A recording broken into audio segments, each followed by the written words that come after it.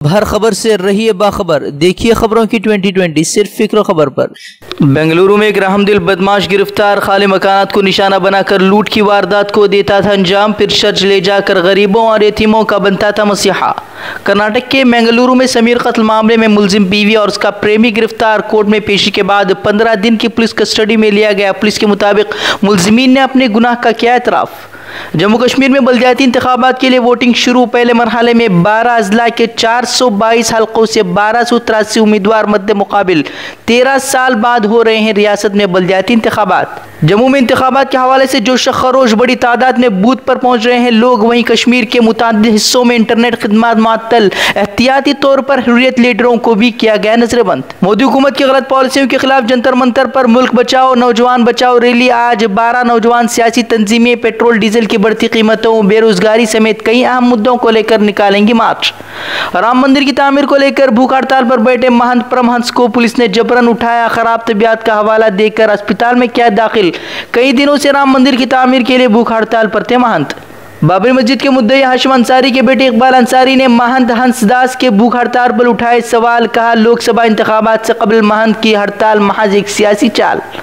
गुजरात के साबरकांठा में बच्ची के साथ रेप के बाद गैर गुजरातियों पर हमले तेज, खौफ के मारे गैर गुजराती रियासत छोड़ने को मजबूर। साबरकांठा महासाना में लोगों पर हमलों में इजाफा। नकल मकानी को लेकर पुलिस इंतजामिया ने भी सख्त किए हिफाजती इंतजाम। फैक्ट्रियों और हसास मकामात पर पुलिस तैनात। हमले के इल्जाम में पुलिस ने अब तक 350 से ज्यादा अफराद को किया है गिरफ्तार।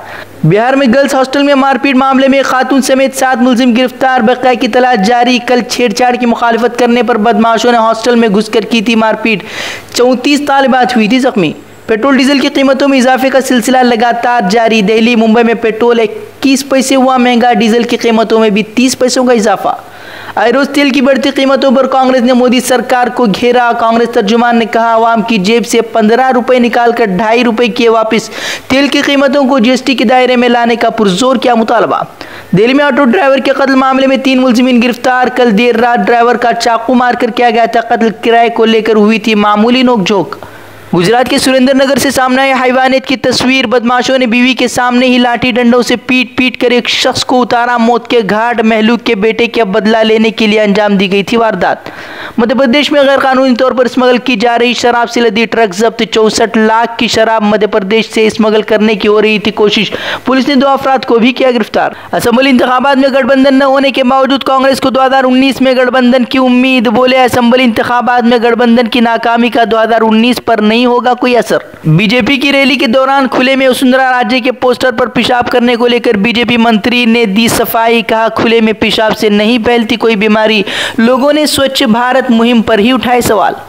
2 हफ्तों से लापता इंटरपोल के सरबराह ने अपना इस्तीफा सौंपा। चीनी हुक्काम ने तफ्तीश के लिए किया था गिरफ्तार। चीनी कवानीन की खिलाफ वर्जी का लगा था इल्जाम। न्यूयॉर्क में पेश आया दर्दनाक हादसा। एक बेकाबू कार राहगीरों से भरे मजमा पर चढ़ने से 20 अफराद की मौत। इंडोनेशिया में ज़िलज़िला और सुनामी से 1 हफ्ते बाद भी बुरा हाल। 1800 के करीब अफराद हलाक, जबकि 5000 ताहाल लापता।